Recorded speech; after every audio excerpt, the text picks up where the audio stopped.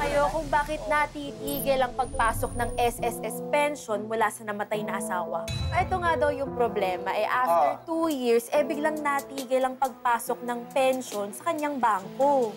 Okay, parang kilala ko na kung sino yan. Si Nanay Cristiana ba yan? Yes, si Nanay Christy. Naku, ito narinig kong balita Bukod sa nahinto yung pension niya, pero yung anak ng asawa niya sa ibang babae, biglang nagkaroon ng pensyon. Ano naman alam yun? Ako pa, updated ako lagi. Ito, malalaking tao, napaka-chismoso. Ano naman ngayon, karapatan naman ng bata yun. Tsaka wala naman Tama. Ay, gusto maging illegitimate. Hindi naman yun yung issue ni Nanay. Gusto niyang malaman bakit tumigil yung pagpasok ng pension niya. At kung mababalik yun. Karapatan niya naman yung Pensyon. Dahil legitimate na asawa siya.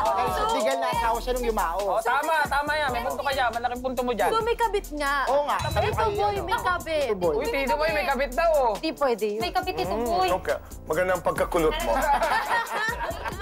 Narito na po tayo sa Payong Kapatid. At please welcome Nanay Cristiana na hihingi po ng Payong Kapatid kay Ate Pia at Kuya Alan. Dito po sa kanyang problema na may kinalaman po sa pensyon na nanggagaling po sa SSS. Ang cute ng ribbon ni Nanay. Oo. Ate Pia, Kuya Alan. Gandang gabi po. Good evening po. Thank you sa inyong tiwala and being here sa show. Welcome po.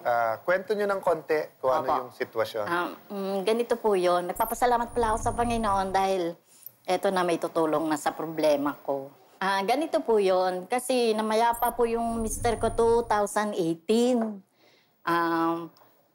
Siguro mga 1 year mahigit bago po na-file o natanggap ko po yung kanyang SS pension. Parang lump sum muna bago siya nag-monthly. So, year 2020 hanggang 2022, tumatanggap po ako. Pagdating po nung February, hanggang January lang 2022 po ang tanggap ko noon. Pagdating po ng February 2022, is natigil na po. So, nagtaka ako bakit. So, ngayon nagpunta ako sa SS po. Siguro mga 3 months, nagpunta na po ako ng SS at in-inquire ko bakit, anong nangyari. Sabi naman nila, hindi daw sila nag-i-stop ng pension. Wala nga po Wala nga pumapasok sa ATM, sabi ko. Tapos yung chinek sa computer, sabing ganon, meron palang naghahabol. Yun ang sinabi. May naghahabol daw. Sinabi yung pangalan ng babae. Yung pala yung yung kabit niya. Kabit number 1. Bakit number 1 po? 2 po sila May 5 po siyang anak, pero yung minor niya is 3 na lang po. Inano niya talaga yun sa SS, nagmakaawa. Sabi nila, umiyak pa daw. Hindi ko alam ang nangyari kasi ganon. Ngayon po, ang sabi ng SS, parang matatagalan daw po yata kasi i-recompute pa daw po. So ngayon, sige, wala naman akong magawa. Paano? Umuwi na lang po ako. Nag-intay po ako hanggang September ng taong din na yun. September, bumalik po uli ako sa SS. Sandali, ate. So, nung tinignan sa computer, na-confirm na tumigil talaga? Stop nga po Okay. Opo. Tapos yung September 2022, bumalik po uli ako sa SS na nakiki-update po ako kung hanggang kailan ako maghihintay. Wala pa rin po silang final na sagot. Hindi daw po nila alam kasi hindi naman daw po sila ang magre-recompute, kundi yung pinaka-SS daw po, yun ang sinabi. So, uwi na naman po ako, bigo ako. Dumating po yung December 2022, kala ko wala pang makukuha. Nakuha po ako in 13 months, nung December 2022. 1,000 na lang po yun. Tapos may nabasa po ako doon na naka-indicate na magiging 800 na lang daw po yung monthly ko. Di bumaba. Kasi po yung monthly ko is 2,000 something na may butal. Inantay ko ng January. Kala ko magbibigay sila as in sa na lang, cheque, kasi mababa na lang Inintindi ko rin dahil kaya siguro hindi pumapasok sa ATM. Wala po. Until now. Ng January 2023, wala pa. Kahit na may recomputation na. Isang taon na po nung 2023, tapos magdadalawa na sa 2024. Simple lang naman ang tanong ko May balak ka pa ba mag-asawa? Ay, hindi na po. Kaya ako natanong yun, baka kala nyo, ano ba naman yung tanong ni Ate Pia? Hindi, kasi simple lang ang sasagot ko sa'yo. Sabi ng batas, ang beneficiary sa namatay na SSS member is the dependent spouse until he or she remarries. Opo, So hanggat hindi ka pa nag-aasawa, ikaw ay dependent. Tapos ang storya, lahat ng kasunod natin na pag-uusapan, detalye na lang. Habang nagsasabi si Alan ng mga suggestions niya, uungkatin niya yung detalye niyan, ina-assure na kita na sabi ng batas, ikaw ay beneficiary. Okay? Ina-acknowledge din ng batas na meron din karapatan ang mga illegitimate children na dependent pa, yung 18 and below, which mukhang tanggap mo naman. Minor po. Pero hindi yan nakakatanggal sa'yo. Pagka nga nag-asawa ka na lang ulit, hindi yung kung may matuklasan dyan na illegitimate, mawawalan ka. Yun. Okay. So, bahala si Alan. Okay? Ako ay magno-notes lang dito. Ang SSS is both a blessing to each and every member. It's a blessing to society. It was something, yung social protection na naimbento during the Great Depression sa US. Pero it's a big challenge sa ating bansa. So I wanted to say sa lahat ng nanonood, lalo sa legislators, sa Congress, sa Senate, sa finance team, sa Pangulo, kasi nga, kung makikita mo, ate, yung time na diretso mong natatanggap, magkano natatanggap mo? 2 lang po. 2,000. Dalawa, tapos may Diba? butal na less than 200. So siguro, we will all agree naman that no one can survive on 2,000 pesos. In fact, kung meron may sakit, thank God, may PhilHealth at may ibang malalapitan. No? Having said that, kulang pa rin. So isang challenge natin sa ating bansa, kung paano maayos ang ating retirement plans, pensions, SSS, so that pagka nag-retire o kaya pagka meron pong nauna sa atin at meron tayong pension, it will be enough sa pinaka-basic natin.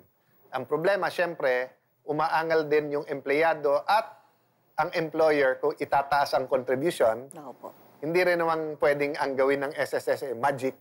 Opo. Ito contribution mo, pero kapag ka-pension, ito na mas malaki. So that's just one general item that I wanted to discuss in the show.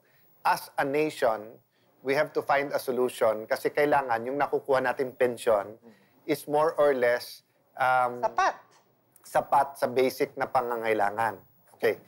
So, very specific. Actually, kaya ako mauna, papasa ko sana kay ate yung batas. Ay, hindi pa. Kasi nga, ang sasabihin ko, kaya lang naunahan niya ako, 2 things ang definitely hindi dapat. Hindi dapat tinigil or bawasan na walang notice sa'yo. Wala. So, sasamahan ka sa branch ng aming abogado, first and foremost, to get the computation and to find out what we have to do. And kung kailangan sa main, we will go there. Second, walang excuse na tumagal. Kasi precisely kaya ka may pension at kaya monthly because the law and the legislative intent, the spirit of the law is kailangan mo to. Opo. Monthly. Diba? So kung pahintayin ka ng 6 months, ng 1 year, big no-no talaga yan. We will look into that. Let us find out kung ano yung application nila ng batas. Kasi ang nakalagay sa batas, primary beneficiaries ang asawa, legitimate children, and illegitimate children. Pero may kabilang provision na nagsasabing children will get 10%, legitimate children, and then illegitimate children half. But in no case lower than 250 pesos. Ang good news naman is that that is only until 21 years old sila.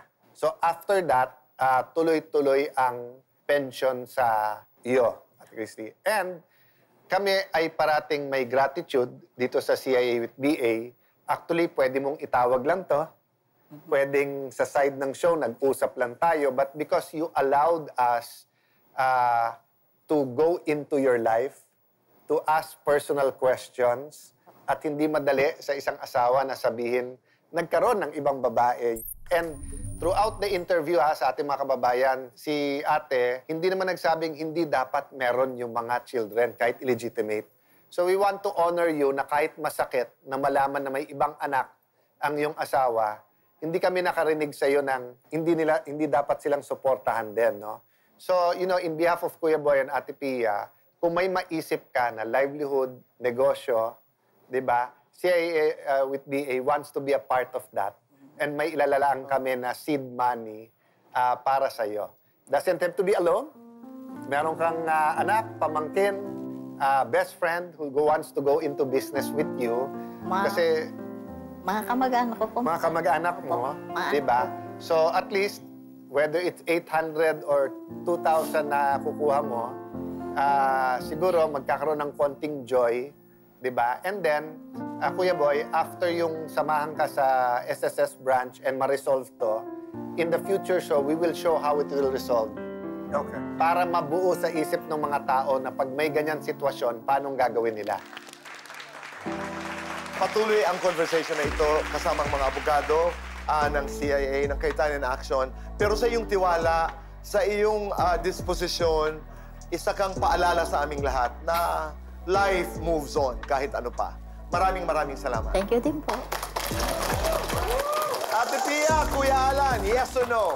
Ito po ang susunod dito sa...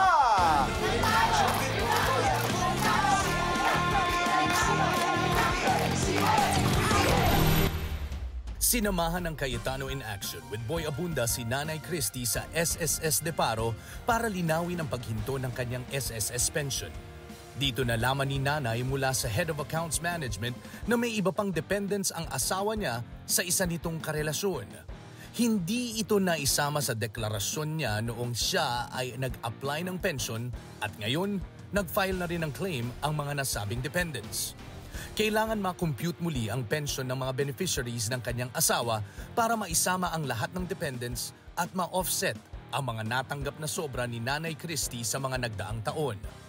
Tutulungan ng mga abogado ng Cayetano in Action with Boy Abunda si Nanay Christy para sumulat sa SSS Main Branch. Aayusin ang kanyang account para malaman ang bagong halaga ng kanyang pension at kailan ito muling matatanggap. At para may pagkakakitaan si Nanay habang hinihintay iyon, kinausap na siya ng programa para sa negosyong maaari niyang simulan. Nagpapasalamat po ako sa Cayetano in Action with Boy Abunda sa pagtulong po sa akin sa problema sa SSS. Thank you po. Cayetano in Action with Boy Abunda would like to thank Ensaymada from La Luna Cafe. Come home to a delicious tradition. We're located at 103 ML Quezon Avenue, Hagonoy, Taguig. Rica de la Merced Furniture Designs. For inquiries, call 0922-853-1668.